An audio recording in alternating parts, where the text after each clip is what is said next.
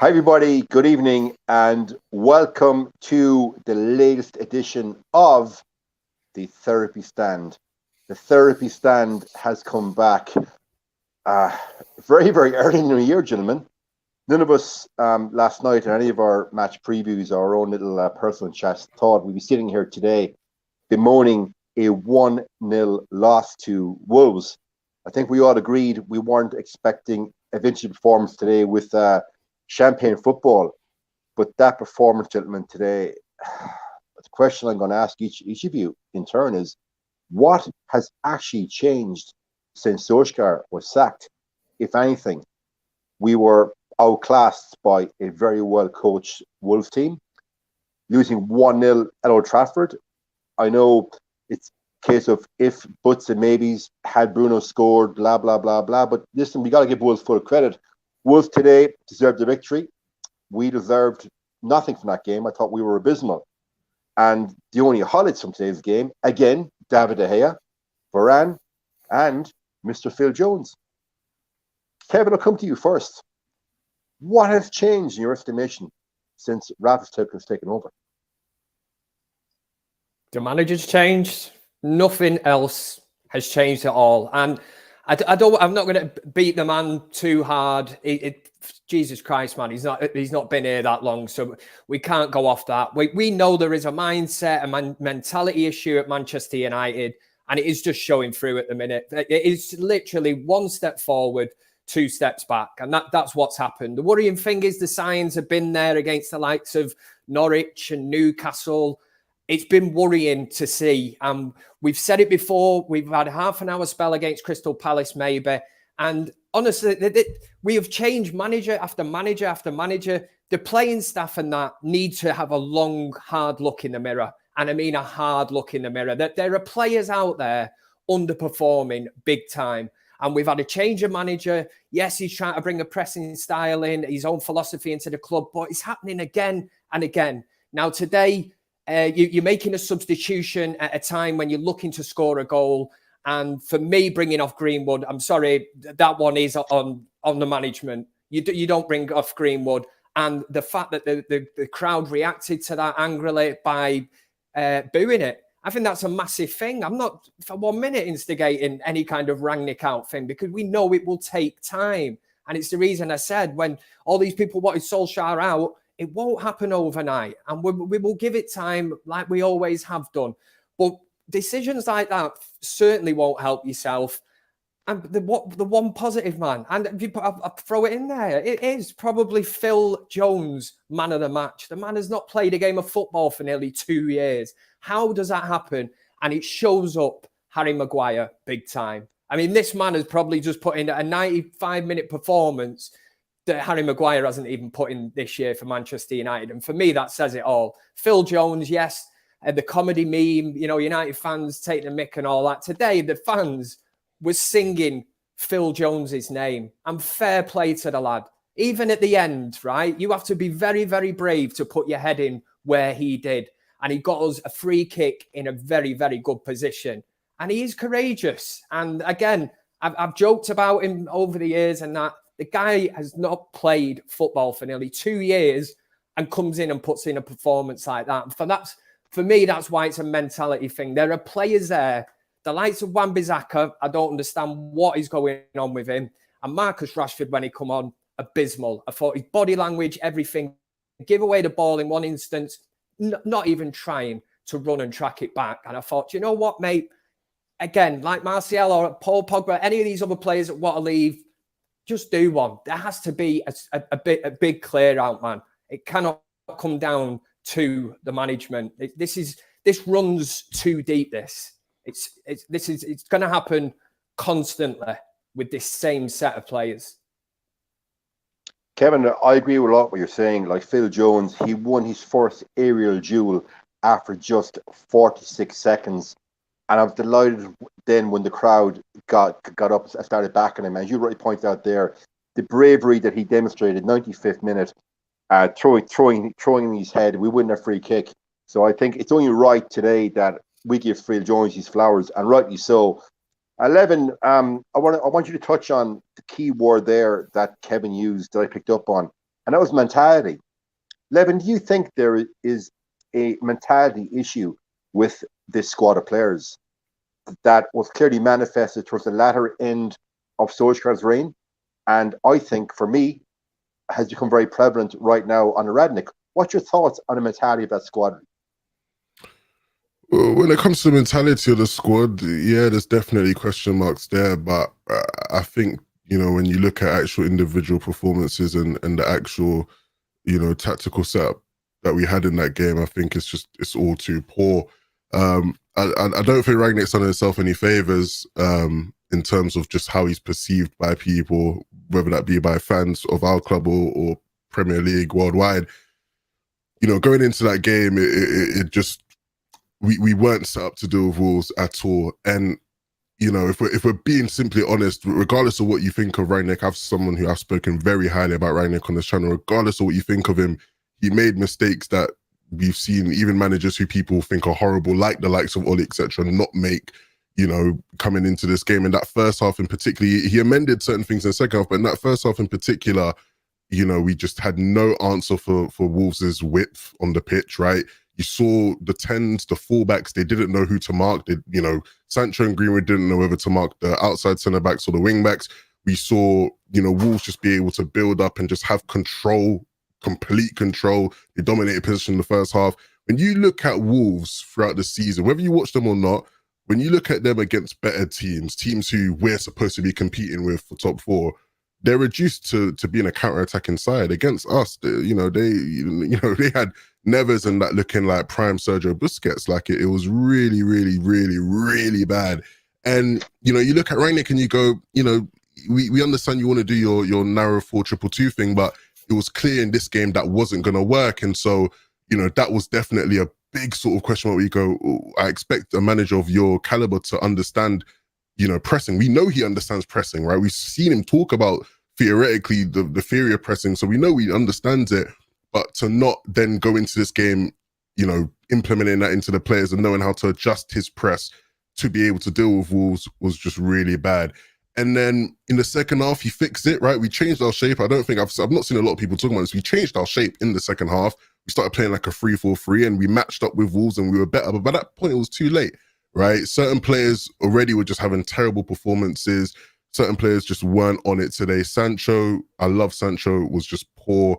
You look at McTominay, wasn't good enough. Luke Shaw, who we rely on to be able to progress the ball and make good decisions in possession, wasn't good enough. Cavani, not. I could list almost every player on that pitch today was, for the most part, not good enough, except for the likes of De Gea, Phil Jones. Big up Phil Jones, of course, Sir Phil.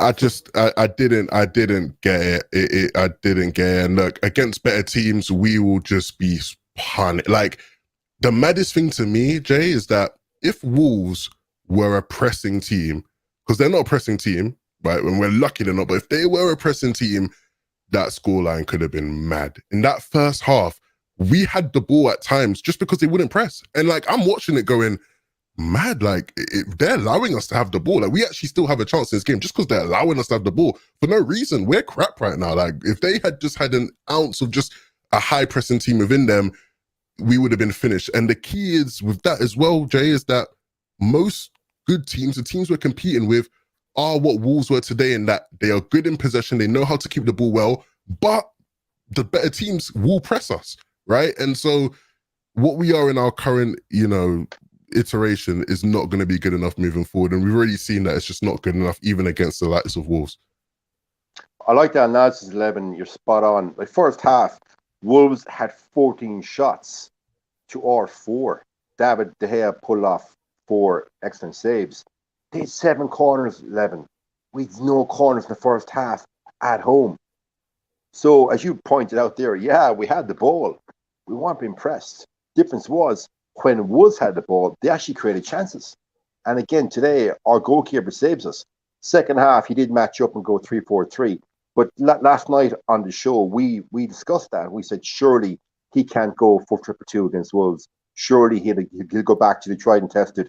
Now, we don't agree with it. We don't like it, but it got results in the old regime, the old 4-2-3-1. Maybe would have been a better way to start against Wolves. And we also flagged last night that game will be won and lost in midfield. And that midfield battle today, gentlemen, I know about you, Kevin, but I thought it was men against boys. But surely by now, somebody on a training ground has told Scott McTominay, Scott, when you've got the ball, you don't need to take 3 or 4 touches and then to play your 5-yard pass. Ping it first time. And secondly, Scott, stop at the bunny hops. You're not Scooby-Doo. But again, the fan base call him that because of the bunny hops. Now, I know we're all seem to go in on the same players week in, week out. And last week, the fan base, when it went into a meltdown, given like there was grief because, we've now seen the real Scott McTominay. No, tonight you saw the real Scott McTominay. He's a limited player. And if we had decent midfielders, he'd be a bench player. The main common denominator, and that was the next subject that I was hoping you would get onto, was Moutinho and Neves, that midfield. Them 2 players would walk into our first team. Fact. Our first team. They play for Wolves. And again, no disrespect to Wolves, but Manchester United are a massive club, right?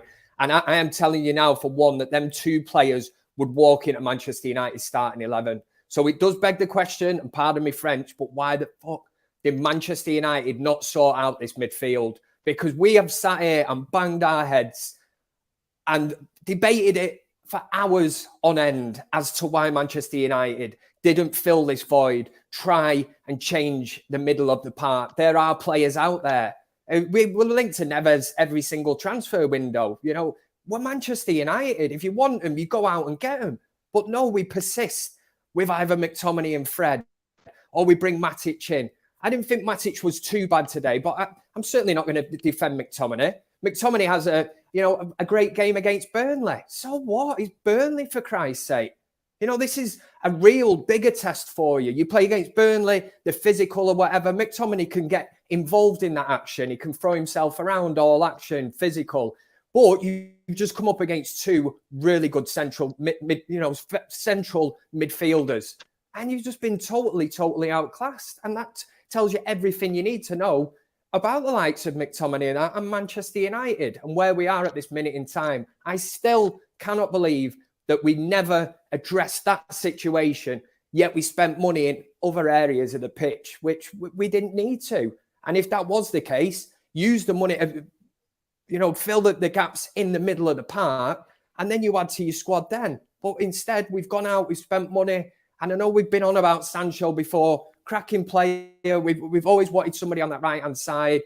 That was a hell of a lot of money to spend. And if it was one or the other, and somebody put a gun to your head and said, well, it's a central midfielder or a right-hand side attacking player, it's one or the other, surely any Manchester United fan would have said, well, it's a central midfielder that we need and we've been crying out for. But I don't know. This is the way the club's been run, the regime, call it the Ole Gunnar Solskjaer regime, whatever you want. It is a talented group of players, but by God, there's holes, that gaping hole in the middle of the park, man.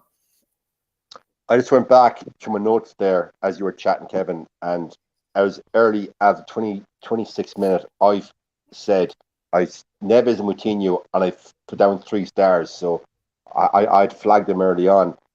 You raised a good point there regarding Sancho that I'd like Levin pick up on. Like Sancho today, Levin, I thought it was his worst game he's had for us in a while. 90th minute, Mason Greenwood wins the ball, plays a visionary pass to Sancho, starts counter-attack. Sancho was up against 3 defenders.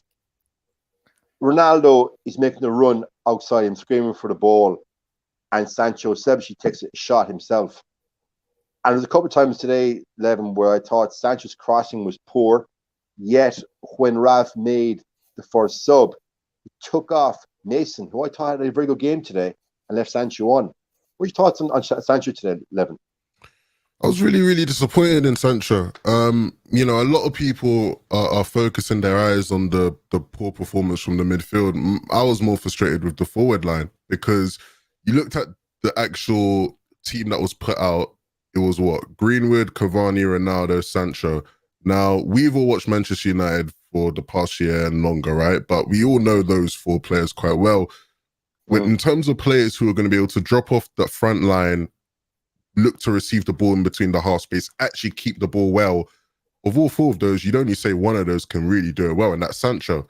and he was poor in that regard. Absolutely poor. Was really ineffectual when it came to what he actually did when he had the ball. The only person out of the four that did it well was Greenwood. I thought Greenwood in the first half was the only one that really would look to pick up the ball in between the half space, in between the lines, and actually look to do something useful with it. Even then, it wasn't amazing, but of the four, he was the best of it.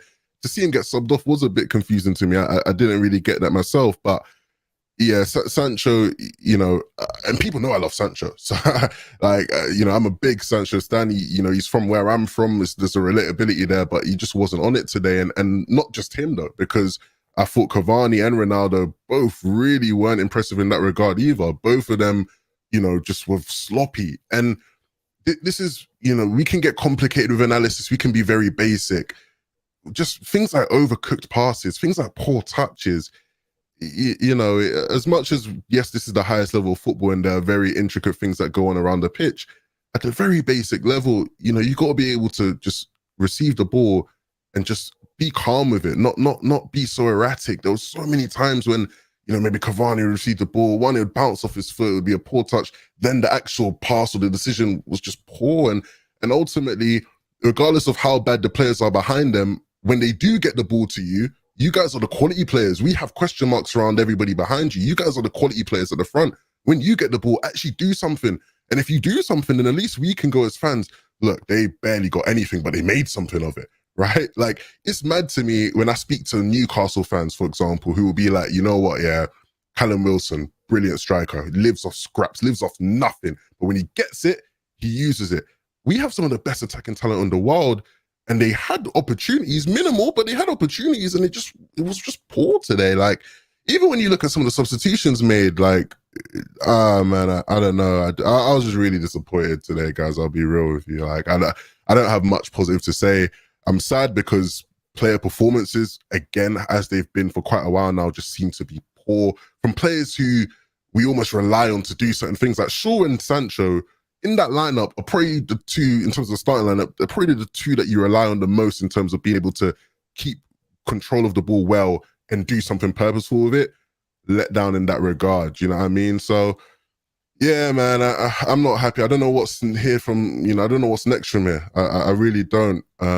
Ralph's got a lot to do and improve on in himself, and he's got a lot to do in terms of getting good performances out of players, because you know, I heard people complaining. I heard Mark complaining about this and going, look, you know, new managers come in and he's picking the same people, whatever. I think one thing that people don't really understand is typically when new managers come in, they don't just change the whole lineup from what the old manager was doing. That doesn't happen.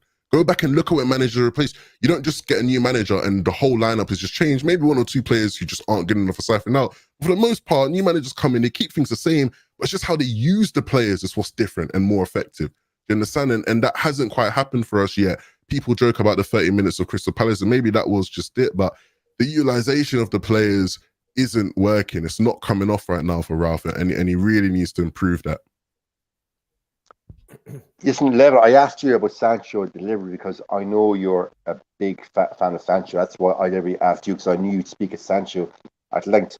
And I think we all agree Sancho needs a run of 10-15 games inside before we get the true reflection of Jadon Sancho. But today, certainly Sancho, he wasn't helped by Luke Shaw, because Shaw today for me was poor. Then vis-a-vis the last game against Burnley, I thought Shaw was excellent. So it just seems that there is a huge level of inconsistency in performance, which is not going to help any manager, be you a Pep, a Rav Radnick, a Mourinho, anybody. If your players are not consistent week in, week out, the manager is going to be on holiday to nothing. Kevin, we all agreed when Rav took over that we're not going to see the true reflection of his efforts until probably February. I think the fan base has to stay with that narrative, because otherwise it's a case of throwing the baby out with the bathwater. So I know today was far from perfect, but you know, I'll go back to your word, Kevin, that you used previously. The mentality of certain players simply isn't there, not putting the graft in. I thought today, Cavani, I'm a massive fan of Cavani. Kevin, Levin, you said the front players today, they were controlling the ball like it was a hot Play-Doh. Literally, they were getting the ball from midfield, and then miscontrolling it, lose the second ball, or the ball was being recycled back in midfield again. So I thought our front line today was very, very poor. I thought Cavani was poor today. He had a gilt-edged chance, I think was in the second half, and he skied it over the bar. Cavani, on another day, at least is on target. I thought Ronaldo today, he was missing in action. So it's very easy for us to go in the manager. But if you've got poor performances of 6-7 players at home, well, there's not a lot the manager can do, Kevin. No. Again, Wolves, row it down there. Wolves, 19 shots, 6 on target. Manchester United, 2 shots on target. And I think Levin brings up a great point there. I mean, Rangnick can set this team up, send them out and say, from the front foot, we're going to press, we're going to do this, we're going to do that. But when you're not even doing the basics easy, and by the basics, I mean just passing a ball to the person next to you, even a forward pass now and again. I honestly couldn't believe it, man. I mean, so I let Phil Jones off. He plays a pass straight out, heavy touch, and I think, well, all right, well, you've not played a game of football for nearly 2 years. That's understandable. But what's everybody else's excuse, man? The likes of McTominay, Matic, Ronaldo can't hide from it. In recent games, Fernandez, there's just too many of them. You cannot carry that many people in a game of football. I don't care who you're playing against. You need your top players on the A game. And when they're not, and you're getting 7 or 8, and I mean bad performances in matches, you're not going to win games of football. It's simple. And when you come up against a midfield like that today, you just get done. You get found out. And that has been our Achilles heel. That just the basics. It really has been the basics of things. And Rangnick must be sat there and think, I dread to think what he sees in training, but on the field, I'd like to think that maybe in training it's a whole different story. But we all know that game day, it's a total different thing once you cross that white line. And for me, what summed up Manchester United today, Rashford, second half, he's got, I don't even think I'm being harsh here, man. It was a relatively easy forward pass to play in and totally just overcooks it. And, the look of the man himself turns away. And I don't know, it just seems no emotion. They just seem like robots or something. I do not know whether it's the old regime that they cannot shake off or whatever, but just nobody seems to be bothered at all. You get the odd one. Obviously, Ronaldo's captain today. He's going to be all action and that, but I just don't get it. I do not get it, mate. I don't know what your thoughts are, but it's... Yeah, I think this is an opportune time to discuss the Rashford issue, Levin. He was dropped for 2 games, came on today in the 75th minute. He's on the field 4 minutes. And it's the Marcus Rashford that we've known over the last couple of months. To use Kevin Ashford's phrase, gets the ball, makes a run, and runs down a blind alley into 3 defenders, while Shaw has made an overlapping run. So it goes back to his lack of football intelligence. Now, I stress football intelligence here. It seems to me no matter what one of us says about Rashford, we get pedals in the comments, but we got to analyse what we see in the pitch. So, Levin, surely a player that's been dropped for 2 games will introspectively look at their own performance as of late, think, right, I'm going to get my chance, I'm going to go back in, and I'm going to make some changes. But I would argue, Marcus Rashford, from what I saw today, has there nothing from being dropped? Yeah, I don't know. When it comes to Rashford, by that point, by the time Rashford had come in, I'd almost already checked out of the game at that point. I just wasn't too impressed because, especially in that second half, I think Ralph had amended the mistakes he had made, right? Because ultimately a manager's job is to set up the team as best as possible to go out and win. And in the first half, he definitely had failed at that. In the second half, he made amendments, but by that point, it's almost like he had lost the players. It's almost like the players just sort of weren't behind it. And Rashford coming on, to me, he just wouldn't have been someone that I would have put on. I had a lot of people asking me at halftime, you're 11, what would you change? What would you change? I never once even thought of Rashford. I just, again, sorry, again, I didn't. Yeah, there's so many players I would have brought on. We had problems being able to keep the ball. Half-time, you're the manager. You're the manager half-time. The 4-2 isn't working. You're changing formation and you're going to make subs. Who do you bring on? For me, the first person I would have brought in would have been Donny van de Beek. Just because... Let me guess. Former Tomley. No, it wouldn't have even been for No? McTominay, Okay, actually. It wouldn't have actually been for McTominay. The first person I would have brought in would have been Donny van der Beek. Probably would have been for one of the strikers, and then I would have moved Greenwood up front, just because we needed somebody, we needed an extra person in there higher up the pitch who can get the ball and keep the ball and do something actually decent with the ball, right? Bruno came in and did that, and that was the decision Ralph made, and so fair enough. I would have brought in Donny. I just think the big problem, I just think the big problem that we have right now is that it just feels like regardless of who we have, no, it doesn't matter. Okay, so I think we've lost Levin for a second there. Froze. Okay, before Levin comes back there, Kevin, I'll ask you the same question. Yeah. It's halftime, it's 0-0. We've had 4 shots, we've no corners. What changes do you make at halftime? You're the manager, it's balls in your court. I think you have to look at, or you would have had to look at getting an extra man in that midfield area. So in that sense, I would agree, Donny van der Beek. But again, I think Aaron Wan-Bissaka has been well off the boil, and too many times again today. Reminds me a bit of Antonio Valencia sometimes getting into that final third, crossing. I thought it was pretty abysmal that crossing. And you look at somebody like Diego Dalot. I know Wan-Bissaka's probably better defensively, but against a team like that where you're getting a bit of joy down the flank, maybe a Dalot could have been, a bit more effective in the final third. And when you've got a player like Ronaldo, probably the best header of the ball in world football, alongside Cavani, you're asking for service, aren't you? You've got 2 players there that are going to feed off any decent ball that is played into that box. And from that side today, Wan-Bissaka, I've got to say, I thought it was terrible. Some of the crosses into the keeper's arms, too low, just decision-making with him. It seems to be really, really off. Again, the same as you've touched on before with Rashford, it comes down to final ball decision-making, and for some reason it is not happening. But I'd have been looking at making a double substitution at half-time. And I laughed the other week against Newcastle when it flipped up on my phone and said, how many substitutions would you make? I would have changed probably 10 of them if I could have. It's just a shame we're not at that stage where we've got 5 substitutions to make again. Because, you could rip up your whole team at half-time and really, really send a statement out. And that's how terrible it's been at the minute for United. Yeah, I'm glad you brought up Aaron Wan-Bissaka. A lot of fans today were saying, Aaron Wan-Bissaka should play because he's the only player in our team that can cope with the pace of Adama Traore. But as we know, Adama Traore didn't start. But there was I flagged 3 occasions when Aaron Wan-Bissaka put crossing into the box for Ronaldo, and each time the ball must have went 2 feet over Ronaldo's head. Like, I know Ronaldo can leap like a salmon, but he's not a bloody giraffe. No. And that's just poor technical ability on the behalf of Aaron Wan-Bissaka, which we've said time and time again, which seems ironic for a player that started out as a winger and though he can't cross the ball.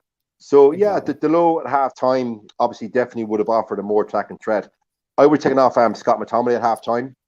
No question about it. I would have taken off Sancho as well. And I would have brought on Bruno and Aaron Wan-Bissaka. Sorry, Aaron Wan-Bissaka. Donny van der Beek. Did my 3. And I think at half-time, you're the manager. You make 3 changes at half-time. That is sending out a message to everybody else. Right, gentlemen, you've been abysmal in the first half. I'm putting on 3 new players. Now, every one of you, your places are under threat for the next game. The 3 players come on. You've got Donny wants to prove a point. Dalot, for me, hasn't put a foot wrong thus far. Couple of games he's played. And we saw Bruno when he came on the first 5 minutes. It literally was just give me the goddamn ball. It was like Michael Jordan back in the day when the Bulls needed 3 points. Just give me the goddamn ball. I'll shoot, get out of the way. So that's what I would have done. But again, it's by the by. We're just here as fans picking over the bones of, I won't say an embarrassing loss, but it's a loss from the least against, a mid-table Wolves side that we should be beating. But again, we're simply not good enough. So the question now, Kevin, is where do we go from here? The bubble now is well and truly burst. Before today, it was 10 points out of 12. And we were, I won't say chasing the top four, because I think top four, looking at the way the fixtures play, and Spurs and Arsenal and West Ham playing so well, is already possibly out of our reach in January. So the question is, Kevin, where do you go from here? You've got to give it time, haven't you? You certainly can't. And listen, I'm not even going to look at the likes of Twitter tonight, because I know that rival fans will have a big say. Well, it would probably be Rangnick in from their side, and Rangnick, you can never really gauge it off that anyway. So I'm not really bothered what's going to come out on that side. Where do you go from here? It's another bit of time on the training field, and maybe the wake-up call should have been, for me, against the likes of Newcastle, how we were outplayed physically and everything, outrun, outfought. And from Rangnick's perspective now, he really needs to be looking at this squad. We know that the transfer window is open, so he needs to be looking at it now. And I would be maybe even offering the question of saying, are you up for the fight? Do you want to be at Old Trafford?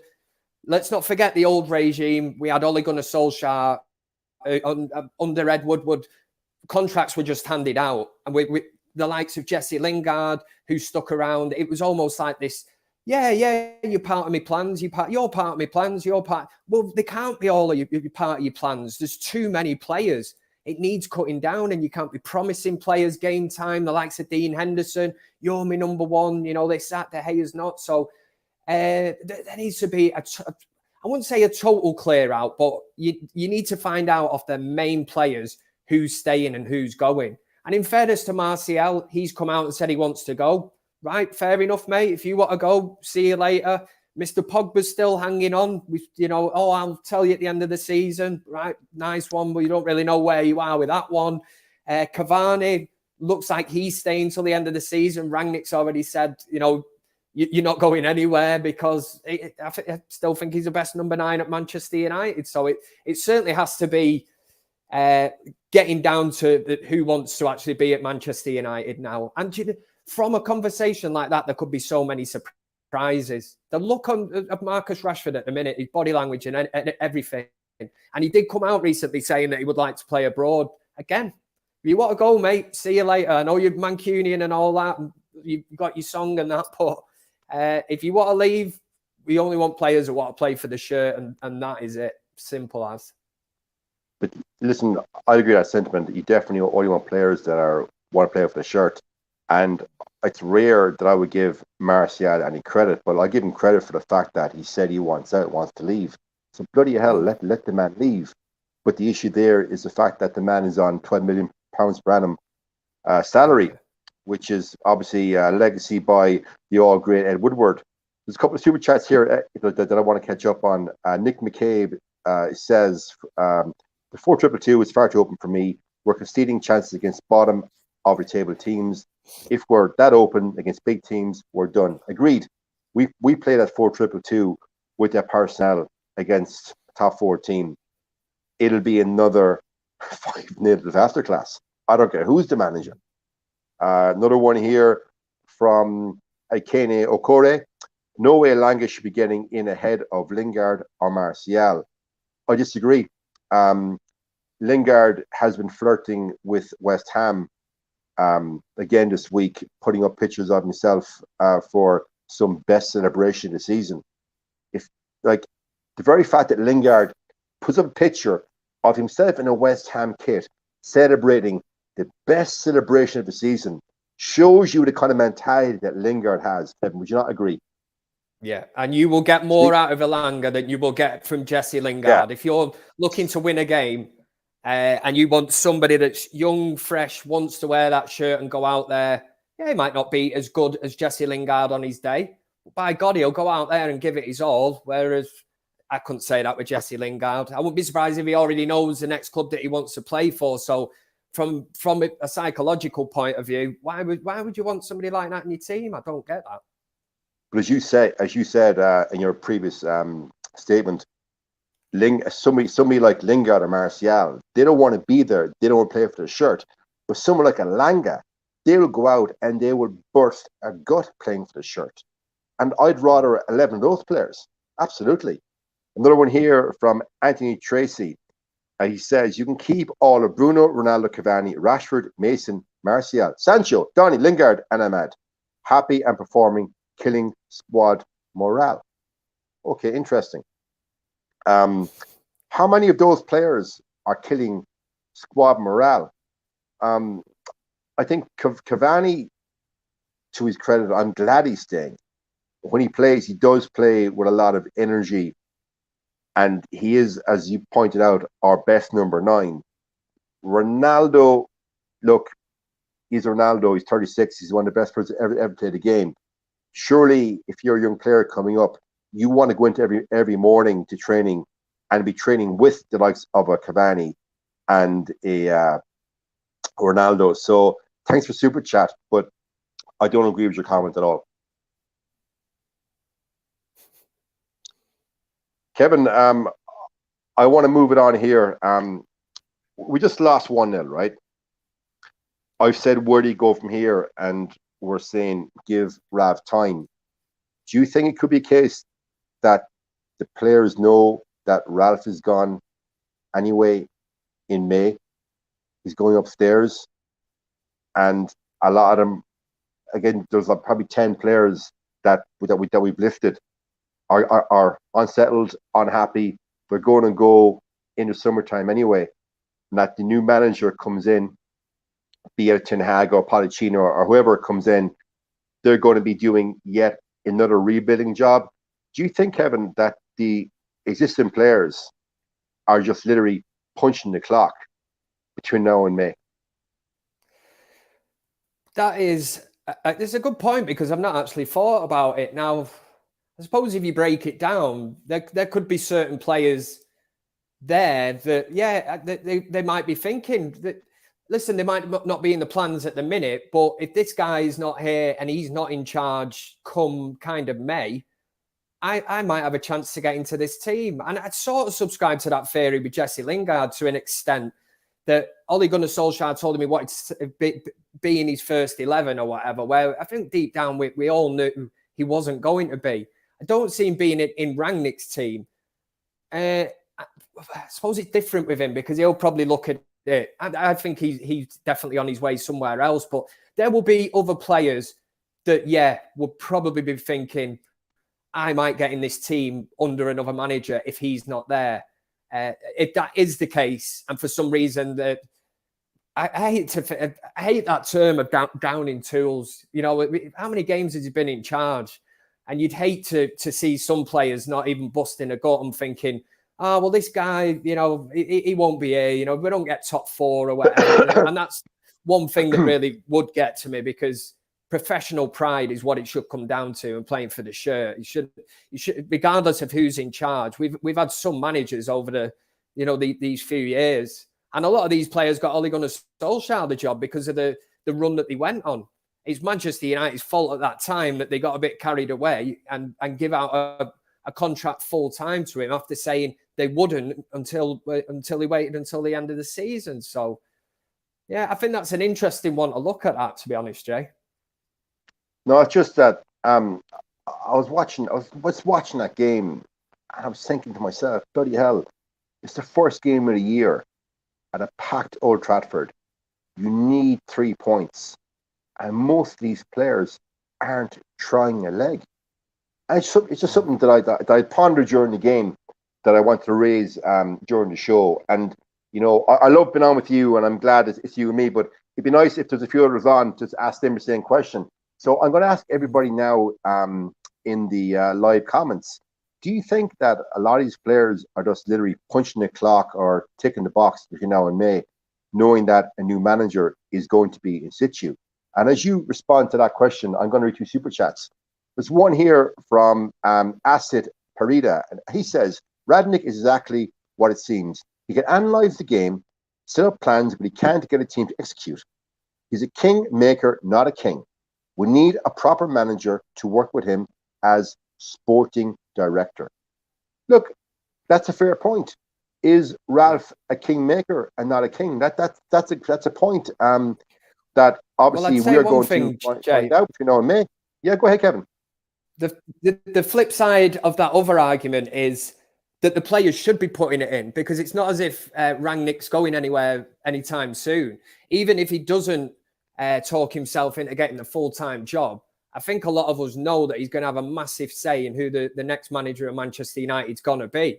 So if you're going to piss around and not put it in for Ralphie, you know, the next manager that comes in, if he is going upstairs and he's going to oversee that, surely you'd be knocking on his door with a dossier on any player and saying, trust him, you can trust him, you can count on him, he's a snake, you can trust him, won't trust him as far as you can throw him.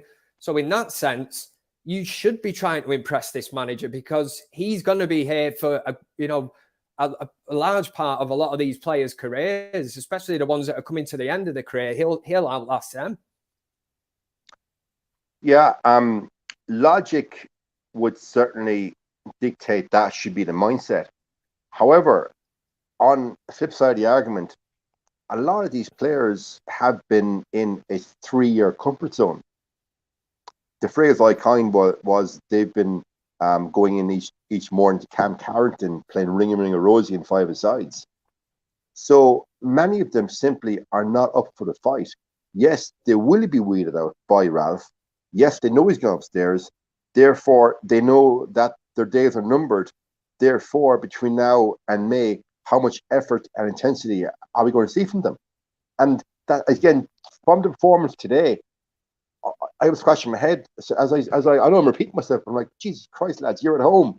First game of the year, Old Trafford. For God's sake, let's hustle, lads. There you go. I didn't see it today, Kevin. I didn't see it. A lot of people, I know we mentioned Phil Jones as being a man of the match contender. A lot of people probably would have given it to David De Gea, and he's just been named Manchester United's player of the month. And how many times have we said this again? You know, just recently in games, you dread to think where we'd be without this man. And I know we've not won today, but David De Gea just recently, it's been absolutely sensational. And I know we've debated it before, but it just makes me laugh that anybody that had the audacity to actually come out and say that Dean Henderson is a better goalkeeper or was or whatever, a better goalkeeper than David De Gea. And you're like, are you serious? Yeah, well, Dean Henderson's the younger goalkeeper. You know, come on, mate. But by any extreme of being a goalkeeper, they're like a fine wine, aren't they? They get better with time. And that is exactly what's happening. We've seen it. Peter Schmeichel got better with age. Even Edwin van der Sar, we've signed him late on. And now David De Gea, you're not telling me you can't get a good few years out of him. What, for the sake of getting Dean Henderson in and hyped up B-Tech Joel Hart or whatever, giving it all that fist pumping and chest pumping. And I love that point you raised there about David aging like a fine wine. Like, had the jingoistic English media got their way, David would have got on loan in the summertime, and Henderson would be number one. Like you saw it today, David pulled off that double world-class save in a space of about a minute, and there's 2 other saves on top of that. So without David De Gea, we are mid-table. I firmly believe that. And to your point there about Van der Sar, even Ferguson admitted that he wished he had signed Van der Sar to replace Schmeichel. Instead, we got some luminaries such as Massimo Taibi. Remember him? Remember his debut? Jesus, What did we got? What did we get? We got Massimo Taibi. We got Mark Bosnich. We got a World Cup winner, Fabian Barthez, who smoked 20 cigarettes a day. Remember that?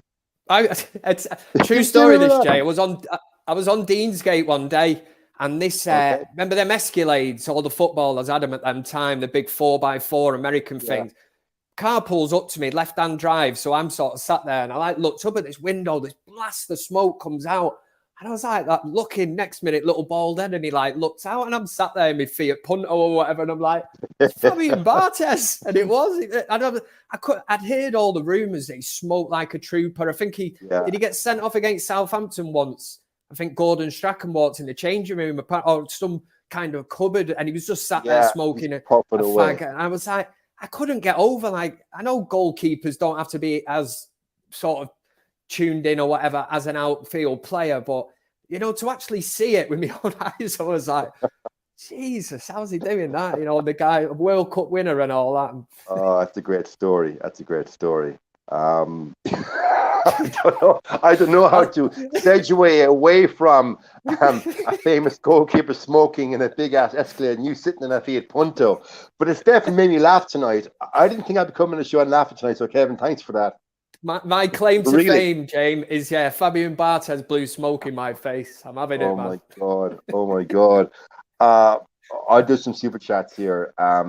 Another one again from Ikeri Akore. Cavani said he wants to leave. It's not just Lingard, Martial. Better off playing with the best team than some new players. It's a World Cup year, so everyone will do their best to play. I don't know about you, Kevin, but if I had 11 players, sorry, David De Gea plus 10 players from the under-23s new team that are going to actually play for the shirt and adapt to Rab's system, put the hard graft in training, and that we can see progress with over 6, 7, 8 games, I'd be all for that. Rather than sit through the dross that I saw today, I've got no problem. What do you mean? As in what players you'd bring in, or? No, as in I've got no issue playing the younger lads, the likes of Alanga, likes of, say, for instance, Shotiri. I've got no problem playing some. Okay, say we are going to not get top 4, and God forbid we end up Europa League. Ronaldo ain't staying for that. Ronaldo ain't staying for Europa League, or God forbid Cavani. Well, Cavani's gone anyway. So if it got to the stage where we are mathematically not going to get top 4, play the kids. Yeah, play the kids. What you do is, you go back to basics. And as much as it'll kill some people because the kids coming through that don't sell shirts or whatever, you quite rightly say Ronaldo would not stick around. Cavani will not stick around. And then you've got the kind of players, Matic, could you really get another season out of him? You can't even get 2 games in a week really out of him. Juan Mata, great servant for Manchester United and that. What's the point of him sticking around? There is, honestly, if you think about it very quickly, there's probably 10, 11 players there that you could just offload if anybody wanted them. And actually, even prior to this evening, you would have said Phil Jones. Name them. Go through them. We have time. Name them. By all means. Right. So you've said there, then I've said Juan Mata, Matic. Well, obviously Martial wants to go, can go. Ronaldo, Cavani, Pogba. Bloody hell, who else? You're at 6. You're at 6 now. You're at 6. I'm on 6. I said I could name 10 really easy. Lingard 7, Pereira 8. We all forgot about preseason Perlo. He's back. He's back for the summer. Yeah, that's 8. Dean Henderson 9. He's not going to stay. I suppose if he wanted to, that's 9, isn't it? That's 9 straight away. And then Phil Jones 10. Well, and that's what prior to this evening, the game that he put in, the man of the match performance, you would have had him on that list of somebody that's taking up a spot. Or was it Rio Ferdinand that famously said he's taking up the spot and blocking the route of a youth team player, which I thought was incredibly harsh. But after today, Phil Jones has all of a sudden put himself back in the shop window. Oh, Harry Maguire. If United could agree a deal with somebody to buy Harry Maguire, be whatever price it was, would you be asked if he went? Well, I know the answer to that, actually. I don't even know whether you need to answer it. Yeah, well, that's obviously, for me, that's very rhetorical. But we know Woodward and the Glazers, they're not going to lose 30-35 million on Harry Maguire. Like, would any top tier side pay even 50 million for Harry Maguire based on his current form plus his wages? I doubt not. So I said 3 years ago that Harry Maguire, if the legacy signing of Ole Gunnar Solskjaer and if the rock will perish on, and I was proven right. So we're stuck with Harry Maguire for better or worse. I hope in the fullness of time it would be for better, but I know we keep harping back to it. But Kevin, for me, Phil Jones has, based on today's performance, based on today's 95 minutes, I start him against Villa. No issue whatsoever beside Varane. No issue. But how many times we've been in this situation, Jay, where the likes of Eric Bailly's come in, had a really, really good game for Manchester United. And in fact, I'll throw this back to you then. Harry Maguire today, injured or dropped? Injured. Dropped. He was dropped. Because yesterday he was seen in a well-known pizzeria in Manchester. Because I think that it makes it more interesting, that question, because if he has been dropped, and like I'm going to say, this favouritism of when Eric Bailly, whenever he's stepped in and been great for United, and we've always said, we've been in the group chat or whatever before and said, Maguire walks straight back into this team. Maybe the thing that makes it different this evening is he wasn't in the team. I wasn't 100% convinced with Rangnick's comments on Maguire. I don't know whether you heard him before the game. He said his chest was sore and then he couldn't stand up and he couldn't sit down and he hurt his chest. And I'm thinking, this is bullshit, man. He's just making up some excuse. Now, you'd already sent me the voice thing saying that he was in a well-known pizza eating a pizza. And I thought, Rangnick actually said he couldn't stand up. He was in pain. And whenever he sat down, he was in pain. So I thought, so how do you eat a pizza then, man? You know, are you running around this pizzeria, you know, eating a pizza? And I thought, no, there's something not right about this story one bit. And I just thought he's been dropped. But the sad thing is he's not been big enough to come out and say the club captain's been dropped. I'm giving the armband to Ronaldo. It's being covered up by the club. As we've discussed on the show many times, the club fears the social media backlash. And they also, more importantly, fear the English media backlash. Like, I think only this week you had Mickey Richards on Sky Sports espousing the virtues that if Harry Maguire had a world-class CDM on front of him, we'd see a better Harry Maguire. Do you ever hear the like of that bullshit?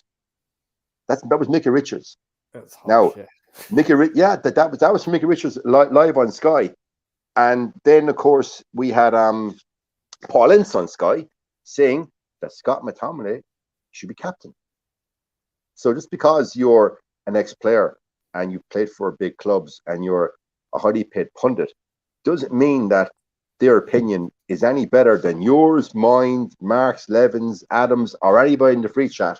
End of the day, we're just our football fans, Kevin. Yeah, that is what it's all about. And I'm reading all the comments as they're flashing through now. Listen, not everybody agrees with us, and I would not expect that for 1 minute. It would make it incredibly boring as a show if we just spoke and everybody said, yeah, I agree with that. You know, it is interesting sometimes when you'll read something, and if I read something there that I don't thoroughly or agree with 100%, or somebody calls me out, I don't mind responding to it. I do it in a good way. You know what I mean? I'm not a 7-year-old or whatever. I'm not going to start like getting into all that nonsense. But yeah, if somebody wants to debate football or whatever, I'm up for that. If somebody can argue a corner or whatever, fair enough. That's what I think. Some people think it's, you know, like when you come on the United stand and that, it's quite easy to do and that. And I'd love to see how many people, you know, if you actually said, all right, then come on here and have the crap with us then if you want. And they'd be like, all right, maybe not. No, because it's not easy to do. And I found from when I do Instagram lives and I bring people on and they're like, how are you in the comments? Get me on, get me on, get me on.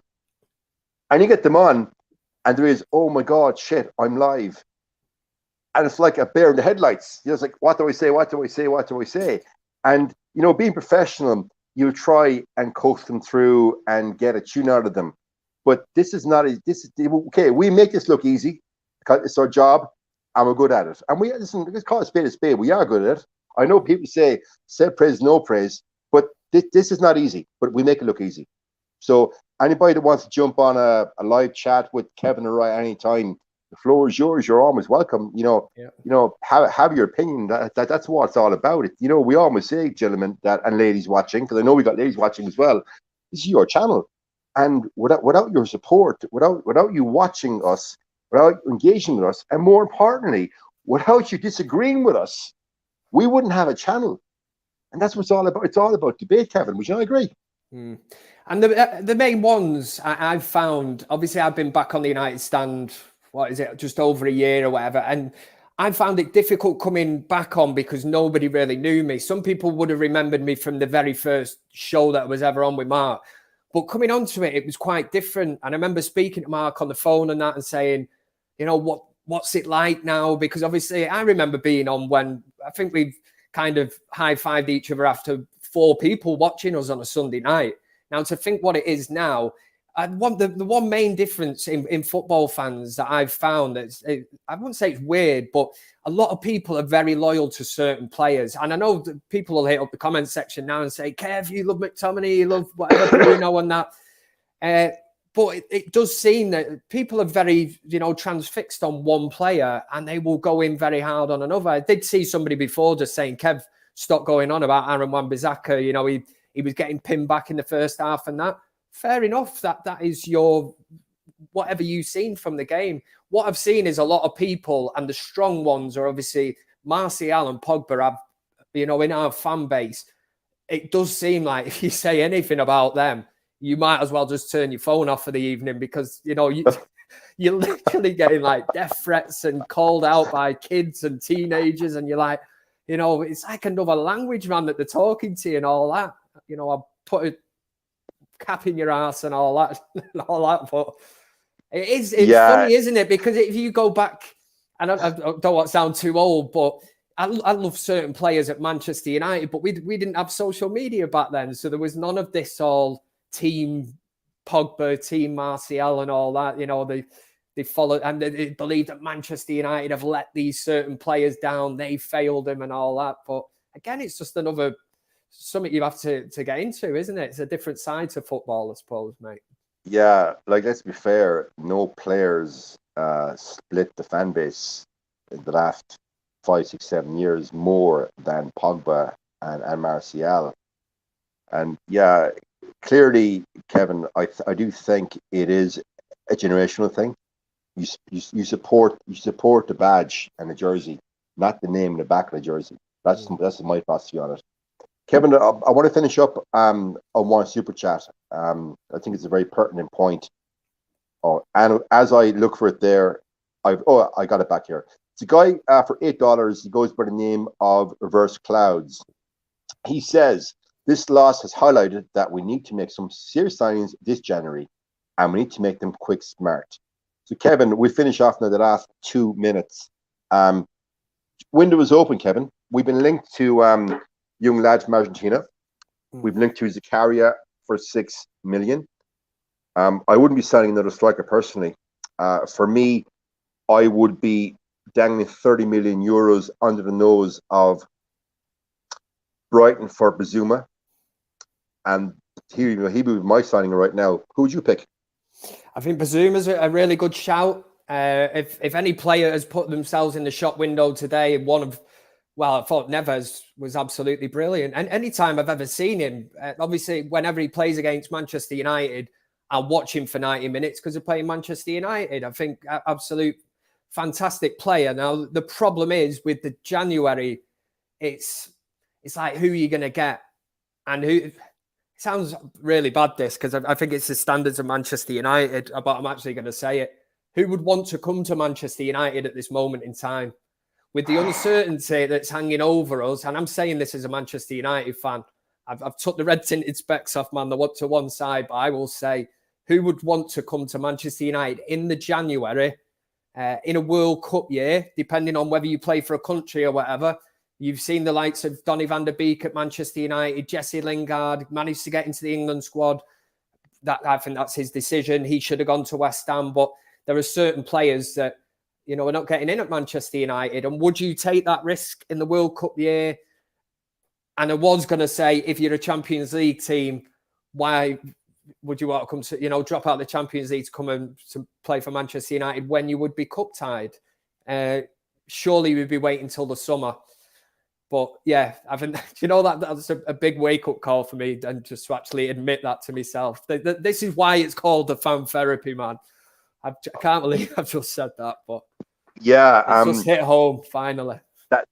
That statement definitely sums up tonight's show. I opened it with the therapy stand, and your statement: what player would want to come to United in a World Cup year? And a player that's already played Champions League football is unfortunately cup tied. But could we get a Neves out of Wolves? I don't think so. We should have done it in the summertime. We were heavily linked to him. He was low-hanging fruit there for many, many months. We couldn't do it. So I love Zuma, but of course the club, they'll probably dilly-dally about, and then on the last day of the window, they'll swoop and sign another forward that we don't actually need. But that's the way the club is run. It's not a football club anymore.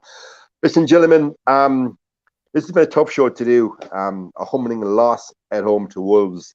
I know we lost 11 with some technical difficulties, but you were left with the good Kevin Ashford and myself. So I want to thank Kevin for running the show with me tonight. Hard show to do, but we got through together. We've done some bad ones, haven't we? If you think most recently, Manchester City, Liverpool, Watford, they were tough. But it's the performance at the minute. At least we're not getting totally smashed. Oh, thanks for having me, Jay. So Kevin Ashford, the only positive from tonight is we didn't get totally smashed by Wolves. Yeah, and Phil Jones is better than Harry Maguire after not playing football for nearly 2 years. And I would agree with Kevin's sentiment 100%. Listen, gentlemen and ladies watching, as ever, it's your channel. Like, share, and subscribe. You'll find Kevin and I on the gram and on Twitter. Interact with us. And we'll see you all soon. Hopefully, we will not be doing a therapy stand. We'll be celebrating a win in the third round of the FA Cup. Good night, everybody. See you all soon.